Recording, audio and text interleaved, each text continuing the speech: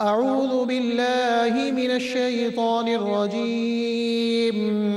بسم الله الرحمن الرحيم.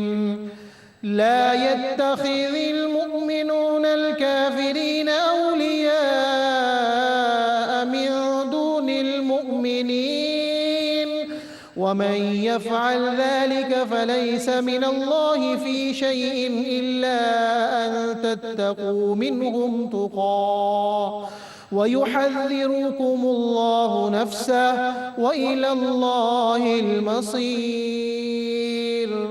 قل إن تخفوا ما في صدوركم أو تبدوه يعلمه الله ويعلم ما في السماوات وما في الأرض والله على كل شيء قدير.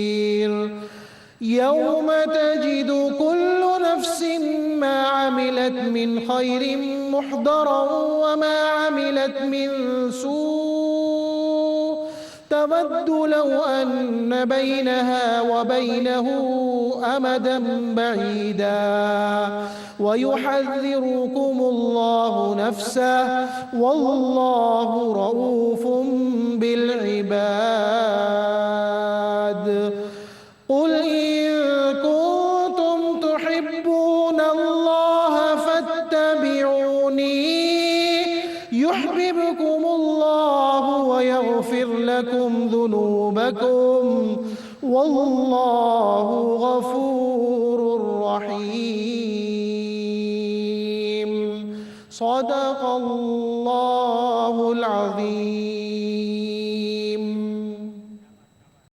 بسم الله الرحمن الرحيم. بسم الله الرحمن الرحيم.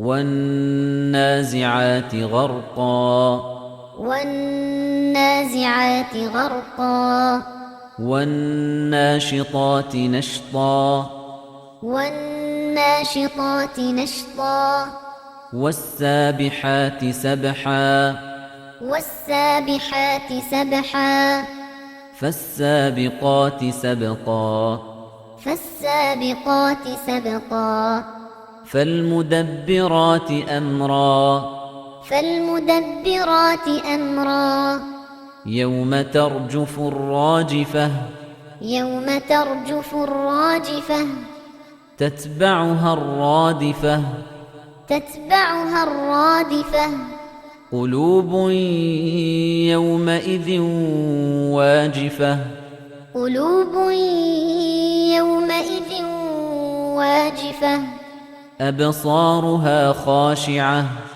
أبصارها خاشعة يقولون أئنا لمردودون في الحافرة يقولون أئنا لمردودون في الحافرة أئذا كنا عظاما نخرة أئذا كنا عظاما نخرة قالوا تلك إذا كرة خاسرة قالوا تلك إذا كرة خاسرة فإنما هي زجرة واحدة فإنما هي زجرة واحدة فإذا هم بالساهرة فإذا هم بالساهرة هل أتاك حديث موسى هل أتاك حديث موسى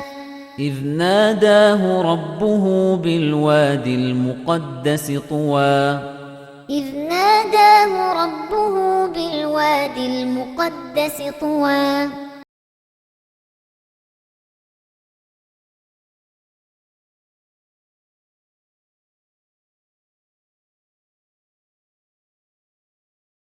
الحمد لله رب العالمين والصلاة والسلام على سيد الأنبياء والمرسلين أما بعد أعوذ بالله من الشيطان الرجيم بسم الله الرحمن الرحيم. لا يتخذ المؤمنون الكافرين أولياء من دون المؤمنين ومن يفعل ذلك فليس من الله في شيء إلا أن تتقوا منهم تقاه ويحذركم الله نفسه وإلى الله المصير صدق الله العظيم اللهم صل على محمد وعلى آل محمد وبارك وسلم رب اشرح لي صدري ويسر لي أمري واحلل عقدة من لساني يفقهوا قولي واجعل لي وزيرا من أهلي آمين یا رب العالمین۔ ناظرین کرام السلام علیکم ورحمۃ اللہ وبرکاتہ۔ پروگرام بصیرت القرآن میں خوش آمدید۔ آج الحمدللہ پروگرام نمبر 86 آپ کی خدمت میں پیش کر رہے ہیں۔ آج انشاءاللہ مطالعہ کریں گے سورہ آل عمران آیات 28 سے 31 کا۔ قاری سلمان صاحب نے ان آیات کی تلاوت کے ذریعے پروگرام کا باقاعدہ آغاز الحمدللہ فرما دیا ہے، اور ہمیشہ کی طرح ہمارے نوجوان ساتھی بھی اس وقت اسٹوڈیوز میں ہمارے ساتھ موجود ہیں، قرآن اکیڈمی کراچی سے آتے ہیں۔ آئیے انہیں خوش آمدید کہیں۔ السلام علیکم ورحمۃ اللہ وبرکاتہ۔ وعلیکم السلام ورحمۃ اللہ۔ خیریت سے؟ الحمدللہ۔ ماشاءاللہ۔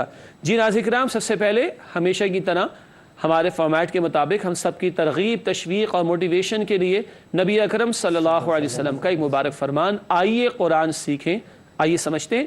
فرمان نبوی صلی اللہ علیہ وسلم، جو قرآن کریم کو چھوڑ کر کہیں اور سے ہدایت تلاش کرے گا تو اللہ تعالیٰ اسے گمراہ فرما دے گا۔ جامع ترمذی کی روایت ہے، بہت سخت بات ہے۔ جو قرآن کو چھوڑ کر کہیں اور سے ہدایت لینا چاہے گا، یہ نہیں فرمایا کہ اس کو ہدایت نہیں ملے گی، بلکہ اللہ اس کو گمراہ فرما دے گا۔ تو قرآن ہے ہدایت کا اولین سرچشمہ، ہاں، جو نبی اکرم صلی اللہ علیہ وسلم کے ذریعے سے ملا، اور اس کی تفسیر و تعبیر کے لیے رسول اللہ علیہ السلام کے اسوہ کو ہم دیکھیں گے۔ تاہم اس حدیث میں ذکر آیا جو قرآن کو چھوڑ کر کہیں اور جا رہے ہدایت کی تلاش کے لیے، اللہ اسے گمراہ فرما دے گا۔ اللہ ہمیں گمراہی سے محفوظ فرمائے۔ اہدنا الصراط المستقیم، اللہ ہمیں صراط مستقیم پر چلنے کی توفیق عطا فرما۔ ناظرین کرام، آگے بڑھتے ہیں اور آج کی زیر مطالعہ آیات کا ترجمہ سمجھتے ہیں۔ آج ہم مطالعہ کر رہے ہیں سورہ آل عمران آیات 28 سے 31 کا۔ آئیے ان آیات کا ترجمہ سمجھتے ہیں۔ ارشاد ہوا، نہ بنائے مومن کافروں کو اپنا دوست مومنوں کو چھوڑ کر، اور جس کسی نے ایسا کیا تو پھر نہیں رہا اس کا اللہ سے کوئی تعلق، سوائے اس کے کہ تم ان کے شر سے بچنا چاہو، اور اللہ تمہیں ڈراتا ہے اپنی ذات سے، اور اللہ ہی کی طرف لوٹ کر جانا ہے۔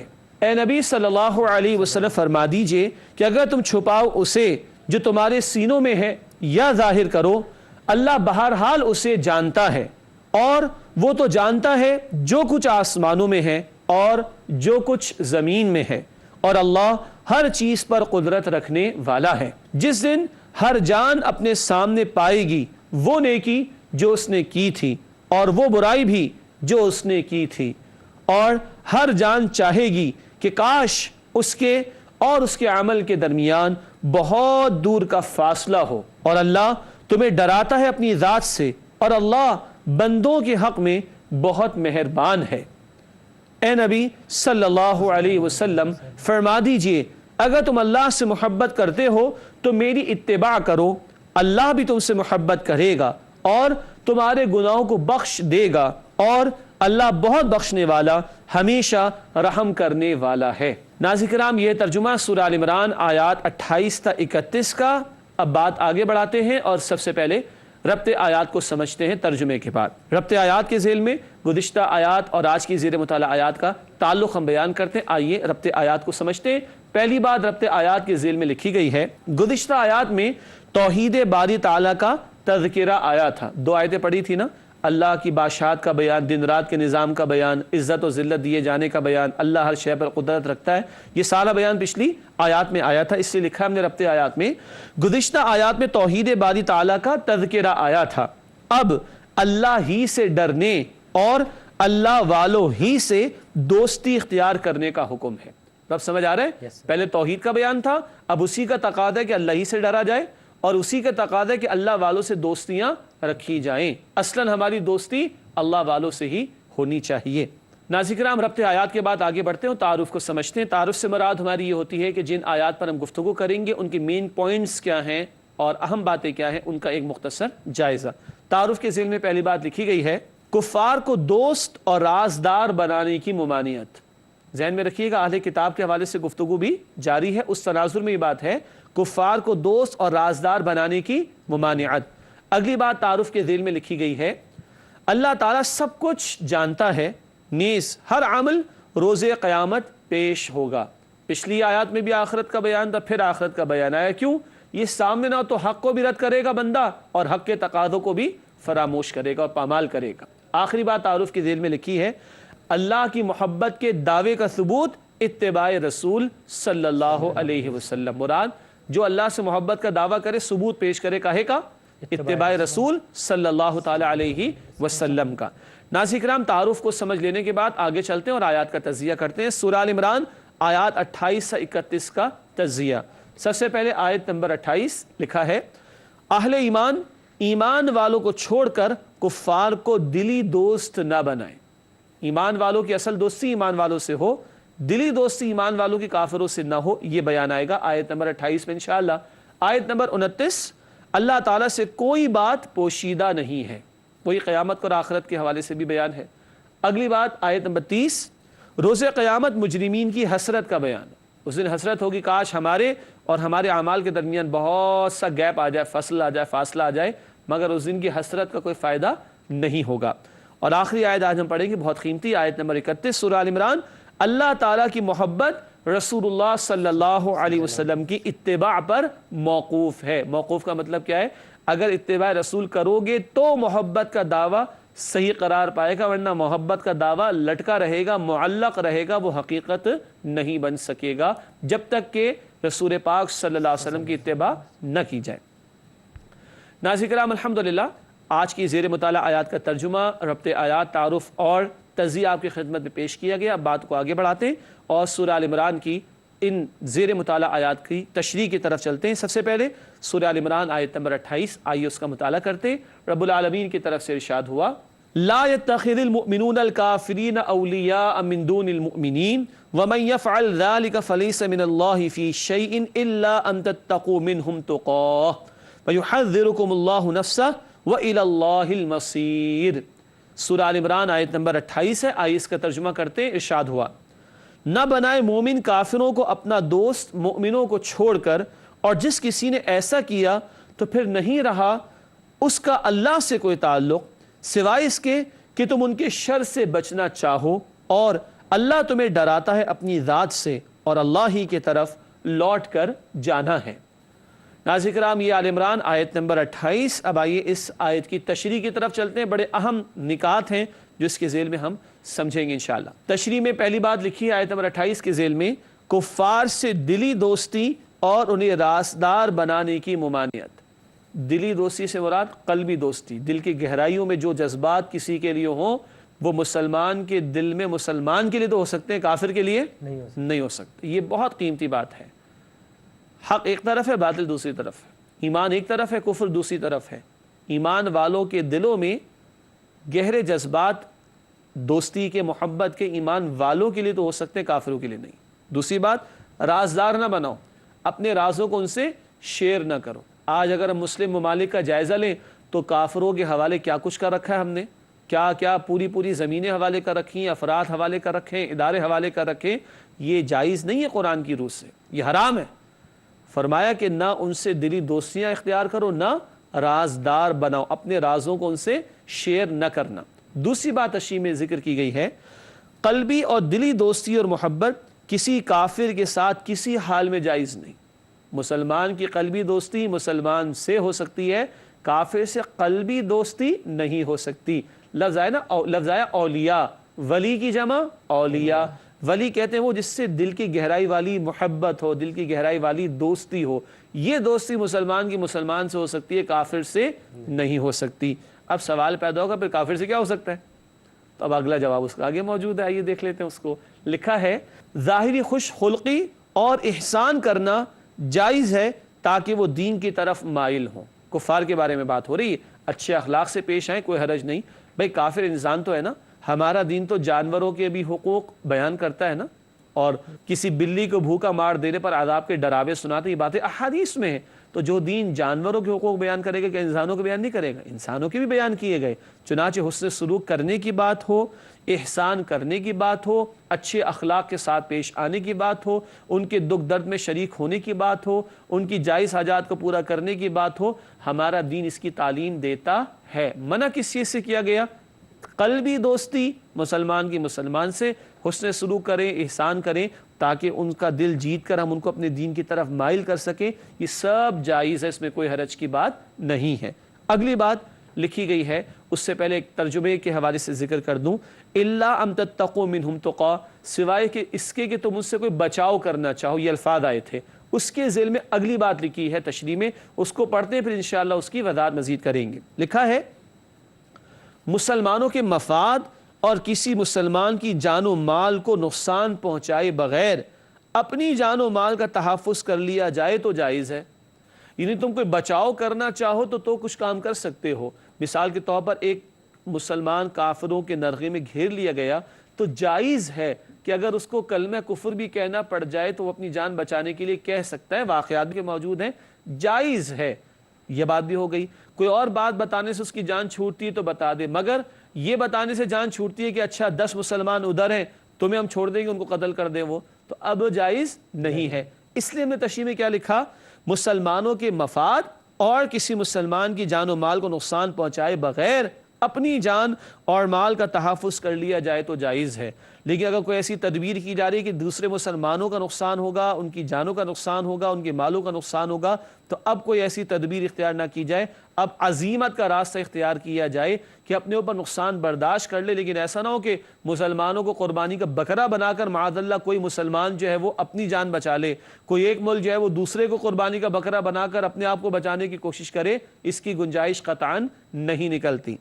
آخری بات جو بہت قیمتی بات ہے، یہ تو کفار کا بیان آیا نا، ان سے تمہیں نقصان پہنچ سکتا ہے، تم ان کو کوئی ڈر بھی آ جائے گا، لیکن اللہ کس سے ڈراتا ہے؟ وَيُحَذِّرُكُمُ اللَّهُ نَفْسَهُ، اللہ تمہیں اپنی ذات سے ڈراتا ہے۔ تو جب اللہ کا ڈر ہوگا تو بڑے سے بڑا نقصان بھی بندہ برداشت کر لے گا، لیکن جب بندوں کا ڈر ہوگا تو چھوٹے سے چھوٹے نقصان پر بھی ایمان بیچنے کو تیار ہو جائے گا۔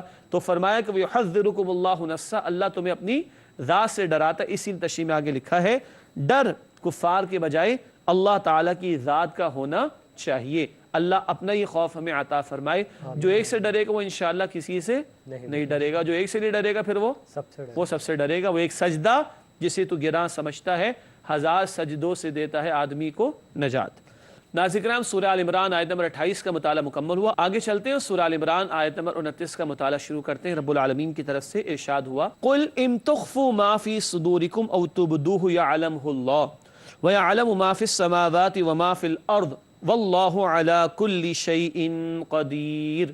سورہ آل عمران آیت نمبر 29 ہے، آئیے اس کا ترجمہ کرتے ہیں۔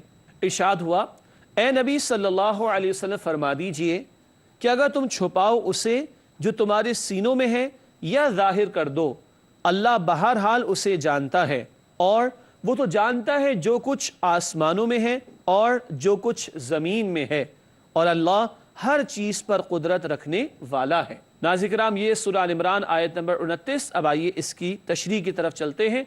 پہلی بات تشریح میں ذکر کی گئی ہے، اگر کوئی کفار کی محبت کو دل میں جگہ دے تو وہ اللہ کی نظروں سے پوشیدہ نہیں رہ سکتا۔ یہ بھی ربط آیت ہے نا، پچھلی آیت میں کفار سے دلی محبت سے روکا گیا، اب کہا جا رہا ہے تم چھپاؤ یا ظاہر کرو، اللہ جانتا ہے۔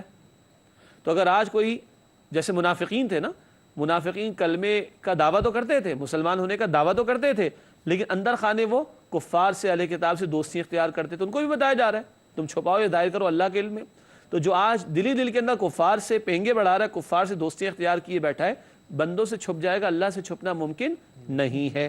اگلی بات لکھیے، بہت واضح ہے سمجھنے کے اعتبار سے بھی، اللہ تعالیٰ کائنات کی ہر بات سے واقف ہے، ہر شے، ہر بات اللہ کے علم میں ہے، اللہ کے علم سے باہر نکلنا ممکن نہیں ہے۔ تو بندہ بندوں سے نہ ڈرے بلکہ اللہ ہی سے ڈرے۔ اللہ ہم سب کو اپنا ہی ڈر عطا فرمائے۔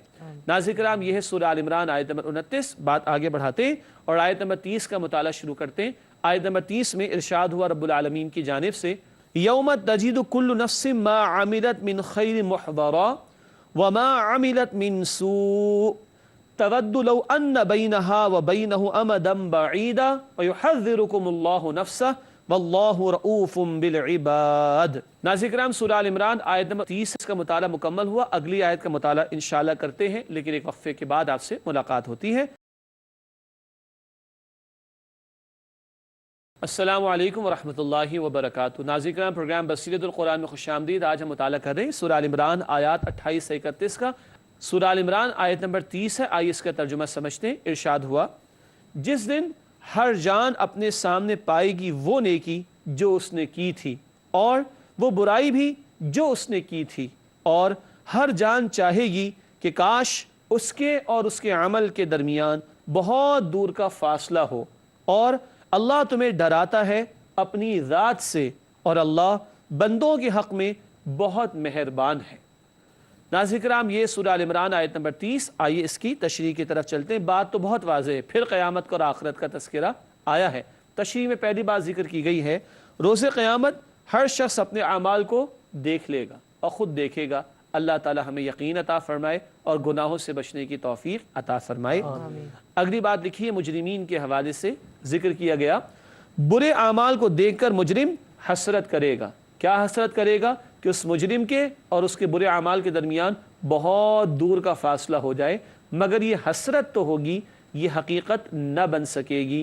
اللہ تعالیٰ کل کی ذلت سے، اللہ تعالیٰ کل کی رسوائی سے ہم سب کی حفاظت فرمائے، اور اس حسرت سے اللہ تعالیٰ ہم سب کو بچائے۔ اور آج جب کہ مہلت ہے، اللہ آج مجھے اور آپ کو ہمارے اعمال کی اصلاح کرنے کی توفیق عطا فرمائے۔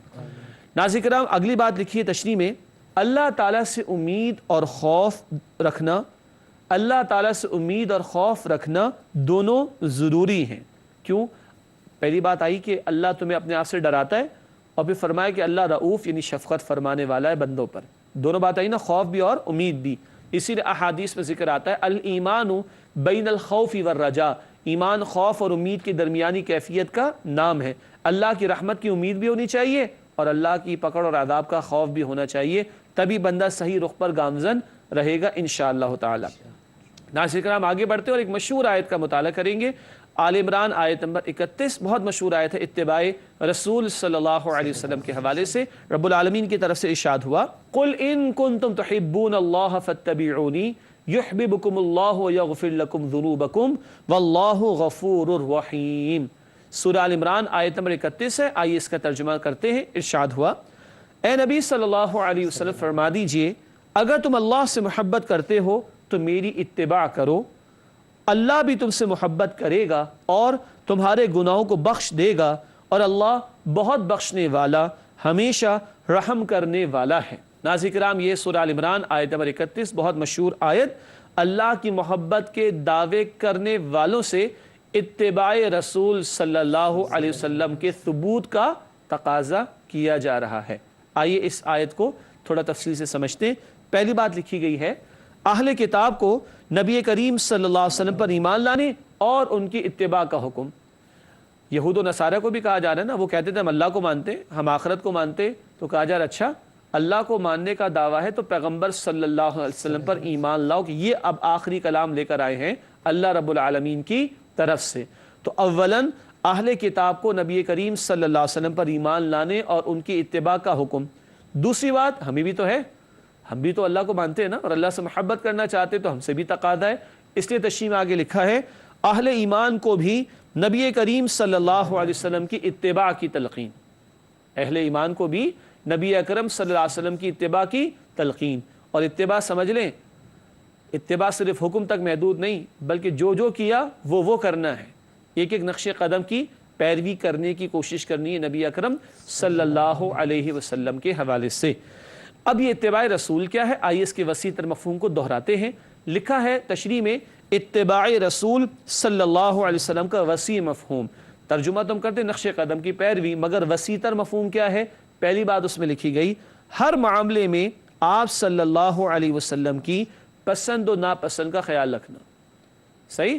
ظاہری بات ہے، رسول اللہ علیہ السلام نے پوری 23 برس کی نبوی زندگی گزار کر دکھائی، شب و روز کے معمولات محفوظ ہیں، پوری کائنات میں واحد ذات آپ صلی اللہ علیہ وسلم کی ہے جن کے شب و روز خلوت اور جلوت پبلک میں ہو یا گھر میں ہو، ہر موقع کی ہر ادا محفوظ انداز میں ہم تک پہنچ چکی ہے، اور اس کی پیروی کرنا چاہیں تو کر سکتے ہیں۔ ہر معاملے میں، زندگی کی آنکھ کھلنے سے لے کر بند ہونے تک، صبح آنکھ کھلنے سے لے کر رات آنکھ بند ہونے تک کے ہر معاملے میں آپ کی پسند اور ناپسند کا خیال رکھنا، خوشی کے موقع پر کیا کرتے تھے، غمی کے موقع پر کیا کرتے تھے، وغیرہ وغیرہ، ہر معاملے میں آپ کی پسند اور ناپسند کا خیال رکھنا۔ ایک بات اگلی بات وسیع تر مفہوم کے اعتبار سے اتباع کے، آپ صلی اللہ علیہ وسلم کی پیروی نمبر 1 بندگی رب کے لیے، عبادت کس کی کرنی ہے؟ اللہ کی، طریقہ کہاں سے آئے گا؟ رسول اللہ علیہ السلام کا۔ پھر ہم نے یہ بھی سمجھا عبادت کتنے گھنٹے کرنی؟ 2 گھنٹے، 4 گھنٹے، 24 گھنٹے؟ 24 گھنٹے پکی بات ہے، صحیح ہے نا؟ ناظرین کرام 24 گھنٹے کرنی ہے تو 24 گھنٹے کے لیے نمونہ کہاں سے لیں گے؟ رسول اللہ سے لیں گے صلی اللہ علیہ وسلم۔ سونا جاگنا ہو یا کھانا پینا ہو یا زندگی کے تمام امور حلال حرام سے متعلق ہوں یا آپ کا میرا کاروبار کا معاملہ ہو یا دیگر امور، بندگی رب کے لیے آپ کی پیروی کرنی ہے صلی اللہ علیہ وسلم۔ پھر دعوت دین کے لیے آپ کی پیروی کرنی ہے، انسانیت تک اللہ کا پیغام پہنچانے کی کوشش فرمائی نا رسول پاک علیہ السلام نے، بھرپور فرمائی۔ اب یہ ذمہ داری کس کے کاندھوں پر ہے؟ ہمارے کاندھوں پر ہے، ہم مسلمانوں کے کاندھوں پر ہے۔ اس کام میں بھی آپ صلی اللہ علیہ وسلم کی پیروی کرنی ہے۔ طائف کی گلیاں یاد ہے نا؟ آج طائف کا میدان سجا ہوا ہے، اللہ کے دین کے لیے اٹھنا ہوگا، دعوت دین کا فریضہ ادا کرنا ہوگا، اس میں ہمیں پیروی کرنی نبی اکرم صلی اللہ علیہ وسلم کی۔ اور اگلی بات نفاذ دین کی جد و جہد کے لیے اللہ کے نبی علیہ السلام بدر میں بھی تو موجود ہیں، احد میں بھی تو ہیں، احزاب میں خندقیں کھود رہے، احد کے میدان میں آپ کا خون بہ رہا ہے، 70 صحابہ کرام جام شہادت نوش کر رہے ہیں، کاہے کے لیے؟ اللہ کی زمین پر اللہ کے دین کے غلبے کی جد و جہد کے لیے۔ یہ بھی تو اللہ کے رسول نے فرمائی نا صلی اللہ علیہ وسلم۔ یہاں بھی پیروی کرنی ہے، صحابہ کرام کی زندگیاں بتاتی ہیں کہاں کہاں ہمیں پیروی کرنی ہے نبی اکرم صلی اللہ تعالی علیہ وسلم کی۔ اللہ ہمیں توفیق عطا فرمائے۔ ناظرین کرام الحمدللہ آج کی زیر مطالعہ آیات سورہ آل عمران آیات 28 سے 31 کا مطالعہ تو مکمل ہوا۔ چلتے ہیں ہمارے نوجوان ساتھیوں کی طرف اور جانتے ہیں کہ آج ہی ہم سے کیا سوالات کریں گے انشاءاللہ تعالی۔ جی سب سے پہلا سوال عقیل آپ کریں گے؟ جی بتائیے۔ یہ آیت نمبر 31 میں اللہ تعالیٰ کی محبت کا ذکر ہوا ہے، اس سے اللہ کی محبت سے کیا مراد ہے اور اس کے تقاضے کیا ہیں؟ ماشاءاللہ آیت نمبر 31 ہم نے آخر میں پڑھی اور سوال اسی سے متعلق آ گیا کہ اللہ کی محبت سے مراد کیا ہے اور اس کے تقاضے کیا ہیں۔ ماشاءاللہ ایک بات تو آ گئی، تقاضا یہ کہ رسول اللہ علیہ السلام کی اتباع کریں اور اتباع میں پوری زندگی آ جائے گی نبی اکرم صلی اللہ علیہ وسلم کی۔ ہاں اللہ کی محبت کے بارے میں کچھ باتیں عرض کر دیتا ہوں۔ ہم پڑھ چکے ہیں سورۃ البقرہ میں، سورۃ البقرہ آیت نمبر 165 میں 165 میں قرآن نے فرمایا کہ والذین آمنوا اشد حبا للہ، جو لوگ ایمان لائے ان کی شدید ترین سب سے بڑھ کر محبت کس کے لیے ہوتی ہے؟ اللہ کے لیے۔ ٹھیک ہے، تو محبت الہی کا تقاضا یہ کہ ساری محبتیں نیچے اور اللہ کی محبت سب سے ٹاپ پر۔ اسی کا ایک بیان بخاری شریف کی حدیث میں آتا ہے، من احب للہ وابغض للہ واعطى للہ ومنع للہ فقد استکمل الایمان، جس سے محبت کی تو اللہ کے لیے، نفرت بھی کی تو اللہ کے لیے، کسی کو کچھ دیا تو اللہ کی خاطر، کسی سے کچھ روکا تو اللہ کی خاطر، فقد استکمل الایمان، اس نے اپنے ایمان کی تکمیل کر لی۔ تقاضے آ گئے نا، کسی سے ہم محبت کریں تو اللہ کی خاطر، دشمنی بھی کریں تو اللہ کی خاطر، کچھ کریں کچھ دیں تو اللہ کی خاطر، کچھ روکے تو اللہ کی خاطر۔ شب و روز میں کس کی مرضی کو ٹاپ آف دا لسٹ یعنی سب سے اوپر رکھنا چاہیے؟ اللہ کی مرضی کو، کہ اس کے خلاف مجھے کچھ نہیں کرنا۔ یہ اللہ کی محبت کا عملی اظہار ہوگا، جس کا بیان سورہ انعام 162 آیت نمبر میں آتا ہے۔ سورہ انعام آیت نمبر 162 قربانی کی دعا کے موقع پر بھی ہم پڑھتے ہیں، ان صلاتی و نسکی و محیایا و مماتی للہ رب العالمین، بے شک میری نماز، میری قربانی، میرا جینا، میرا مرنا سب اللہ کے لیے جو تمام جہان والوں کا رب ہے۔ بات واضح ہو رہی؟ الحمدللہ۔ جی سعد آپ کا کیا سوال ہے؟ سر میں یہ پوچھنا چاہتا ہوں کہ جیسے کہ اتباع رسول کا ذکر آیا تو کیا اتباع رسول ظاہری حلیہ میں بھی مطلوب ہے؟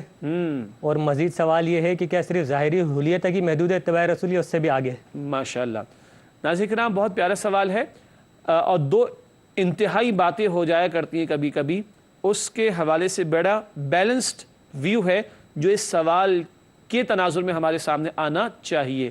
سوال کا پہلا حصہ یہ ہے کہ کیا اتباع رسول صلی اللہ علیہ وسلم ظاہری حلیے میں بھی مطلوب ہے؟ جی ہاں بالکل مطلوب ہے۔ جب زندگی کے تمام امور میں ذکر آیا نا، اور اللہ کے نبی علیہ السلام کے حوالے سے ہر معاملے میں ان کی پسند ناپسند کو دیکھنا ضروری ہے، تو ظاہری حلیہ بھی اس میں آئے گا۔ اور ماشاءاللہ آپ لوگوں کے ظاہری حلیے سنت رسول کے قریب ہی ہیں اور اس کے مطابق ہی ہیں صلی اللہ علیہ وسلم۔ ناظرین کرام یہ چہرے پر جو داڑھی ہے نا، یہ بہرحال مسلمان مذاق اڑاتے ہیں اس کا، تو یاد رکھیے گا جس نے داڑھی رکھی ہے نا وہ رسول اللہ کی سنت بلکہ ان کا حکم سمجھ کر رکھی ہے، اور اس کائنات میں سب سے خوبصورت چہرہ محمد رسول اللہ کا ہے صلی اللہ علیہ وسلم، اور ایک مسلمان مرد کا چہرہ کائنات کے خوبصورت ترین چہرے سے مشابہت رکھتا ہوا ہی ہونا چاہیے۔ اللہ مجھے اور آپ کو اس کی توفیق عطا فرمائے۔ سر کو ڈھانپنا آداب میں سے ہے۔ 60-70 برس پہلے انڈو پاک میں ننگے سر بڑوں کے سامنے آنا معیوب اور بے ادبی اور گستاخی سمجھی جاتی تھی۔ آج تو مغربی تہذیب ہمارے اوپر مسلط ہو چکی ہے کہ سر کو ڈھانپنے والوں کو نہ جانے کن کن القابات سے پکارا جاتا ہے، لیکن ظاہری حلیہ بھی رسول اللہ کی سنت کے مطابق ہونا چاہیے۔ سوال کا اگلا حصہ، کیا یہ ظاہری حلیے تک محدود ہے سنت اور اتباع رسول کا تصور؟ صلی اللہ علیہ وسلم بالکل نہیں۔ ظاہری حلیے کے ساتھ ساتھ رسول اللہ علیہ السلام نے باطن کی پاکیزگی بھی سکھائی، صحیح تزکیہ نفس، آپ نے شب و روز کے معمولات بھی بتائے، 24 گھنٹے اللہ کی بندگی کی دعوت دینا، اللہ کی بندگی پر مبنی نظام کو قائم کرنے کی جد و جہد کرنا، جیسے کہ ہم نے تذکرہ کیا۔ اتباع رسول تو وہاں تک اس کی جورسڈکشن یا اس کی حدود جائیں گی، گویا زندگی کے تمام ہی معاملات میں، ظاہر و باطن کے معاملات، انفرادی زندگی کے معاملات، اجتماعی زندگی کے معاملات، خوشی کے معاملات، غمی کے معاملات، ہر معاملے میں اپنے آپ کو قریب تر کرنا ہے نبی پاک علیہ السلام کے ارشادات اور تعلیمات کے۔ یہ اتباع رسول صلی اللہ علیہ وسلم کا وسیع تر مفہوم ہوگا۔ جی احمد، آپ کا کیا سوال ہے؟ میرا سوال کفار سے دوستی کے حوالے سے ہے۔ جی، آج کے تناظر میں کفار سے کس حد تک دوستی کی جا سکتی ہے؟ آج کے تناظر سے مراد ہم 21ویں صدی میں جی رہے ہیں، ٹھیک ہے، 21ویں صدی عیسوی میں۔ اچھا سوال ہے۔ ظاہری بات ہے کہ اس وقت دنیا ایک گلوبل ولیج بنتی جا رہی ہے نا، مسلم ممالک میں غیر مسلم آباد ہیں اور غیر مسلم ممالک میں مسلمان بھی آباد ہیں، تو کیا پیرامیٹرز ہوں گے، کیا لائن ڈرا کی جائے گی؟ اس حوالے سے ایک مقام نوٹ کر لینا چاہیے۔ ناظرین کرام، آپ بھی نوٹ کیجئے، پھر مطالعہ کیجئے گا تو کام آئے گا انشاءاللہ۔ سورہ ممتحنہ 28واں پارہ، سورہ ممتحنہ پارہ نمبر 28 آیت نمبر 8 اور 9، قرآن نے ایک لائن ڈرا کر کے بتا دی۔ ایک وہ کفار ہیں جو تم سے جنگ نہیں کرتے، تمہیں تمہارے گھروں سے نہیں نکالتے اور تمہارے خلاف سازشیں نہیں کر سکتے اور تمہارے خلاف سازشیں نہیں کرتے، ان سے حسن سلوک کرو۔ عرض کیا تھا نا بھائی، جانوروں سے جب ہمارے دین حسن سلوک کرنے کو کرے تو انسانوں سے کیوں نہ کیا جائے گا؟ تو ایک وہ کفار ہیں جو تم سے جنگ نہیں کرتے، تمہیں تمہارے گھروں سے نہیں نکالتے، تمہارے نکالنے پر کسی کی مدد نہیں کرتے، تمہارے خلاف سازشیں نہیں کرتے، ان سے حسن سلوک کر لو۔ اور ایک وہ کفار ہیں جو کفار ہیں جو تم سے جنگ کرتے ہیں، سازشیں کرتے ہیں تمہارے خلاف، تمہیں تمہارے گھروں سے نکالتے ہیں، تمہارے نکالنے پر دوسروں کی مدد کرتے، ان کے ساتھ تو پھر حسن سلوک کا معاملہ بھی نہیں ہوگا، پھر تو جنگ کا معاملہ بھی آ سکتا ہے۔ یہ لائن ڈرا کی ہے قرآن نے سورہ ممتحنہ پارہ نمبر 28 آیت نمبر 8 اور 9 میں۔ اور ایک بات ہم ابتدا میں سمجھ چکے، پھر بھی دلی دوستی مسلمان کی مسلمان کے ساتھ ہوگی، کافر کے ساتھ نہیں، لیکن خوش اخلاقی سے پیش آنا اور اچھا کردار پیش کرنا، لوگوں کا دل جیت کر ان کو اسلام کی طرف مائل کرنا، یہ تو لازم ہے کہ یہ رویہ ہم کفار کے ساتھ بھی اختیار کر لیں۔ بات واضح ہو رہی؟ الحمدللہ۔ جی ناظرین کرام، بڑے پیارے سوالات آئے، ہمارے ساتھی بھی بڑے پیارے ماشاءاللہ۔ دین کا جو بھی خادم ہوگا، دین کا جو بھی طالب علم ہوگا، وہ انشاءاللہ پیارا ہوگا۔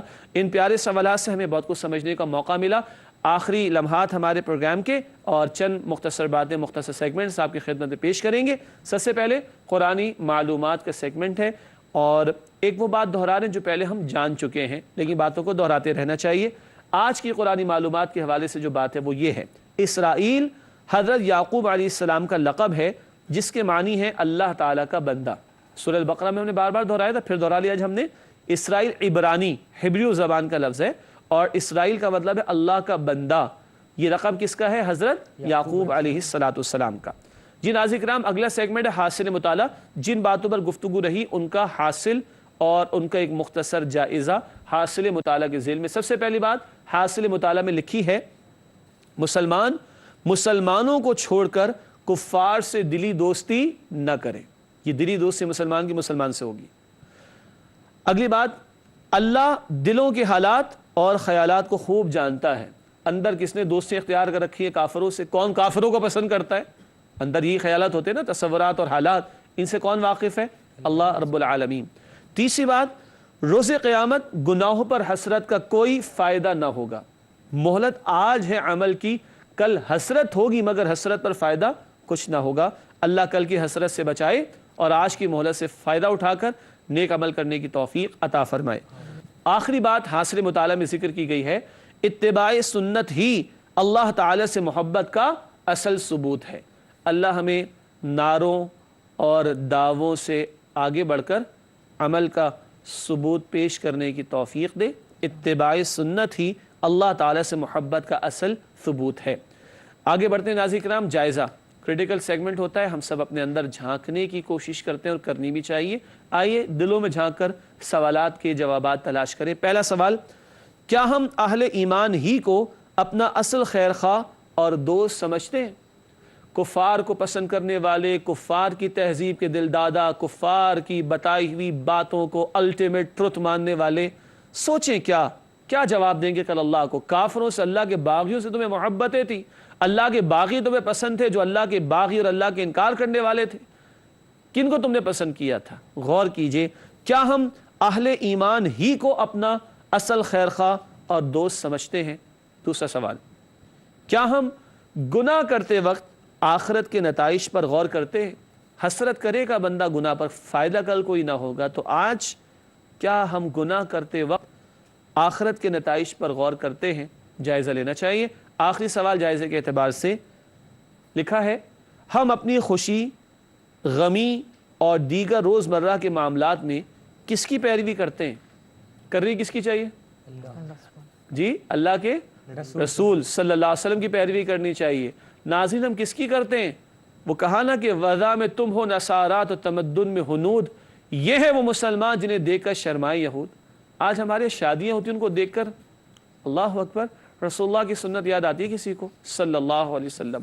ہمارے ڈریس کوڈ کو دیکھ کر بڑے بڑے مارننگ شوز ہوتے ہیں مسلمانوں کے ملکوں کے چینلز کے اوپر، ان حلیوں کو دیکھ کر کون یاد آتا ہے ہمیں؟ کفار، اللہ کے نافرمان، استغفر اللہ۔ کیا ہم اپنی خوشی، غمی اور دیگر روزمرہ کے معاملات میں اتباع رسول پر عمل پیرا ہیں صلی اللہ علیہ وسلم؟ غور کریں کن کی پیروی کر رہے ہیں، ذرا اندر جھانکیں، ہم سب اور جائزہ لیں اور جواب تلاش کریں۔ آخری دو باتیں، گزشتہ سوال کا جواب۔ سوال ہم نے رکھا تھا پچھلی نشست میں، لوگوں سے عمدہ طریقے سے کلام کرو، یہ بات کس آیت میں بیان کی گئی ہے؟ ہنٹ دی تھی، پہلا پارہ، مل گیا ہوگا آپ کو جواب انشاءاللہ، مل گیا ہوگا جواب آپ کو الحمدللہ۔ سورۃ البقرہ آیت 83، سورۃ البقرہ آیت نمبر 83، قولوا للناس حسنا، لوگوں سے عمدہ طریقے پر کلام کرو۔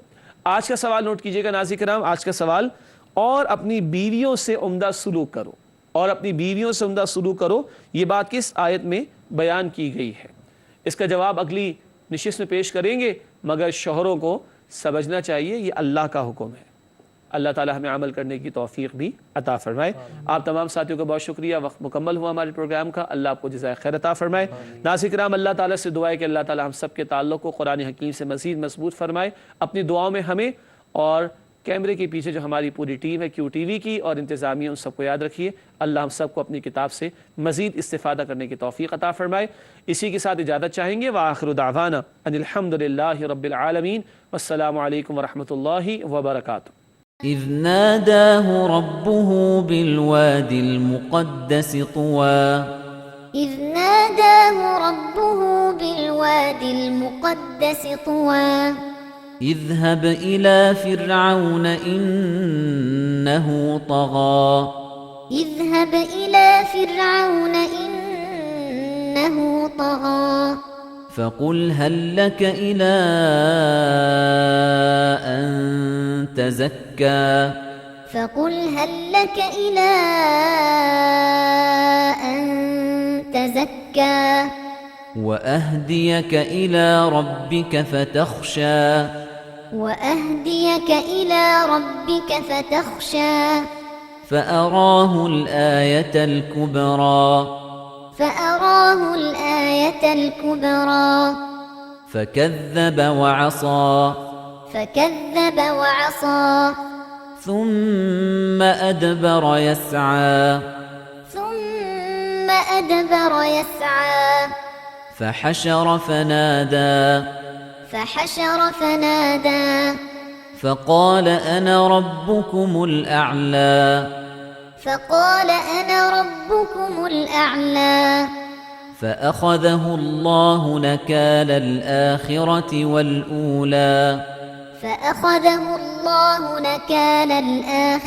والأولى إن إن في ذلك لعبرة لمن يخشى إن في ذلك لعبرة لمن يخشى أأنتم أشد خلقا أم السماء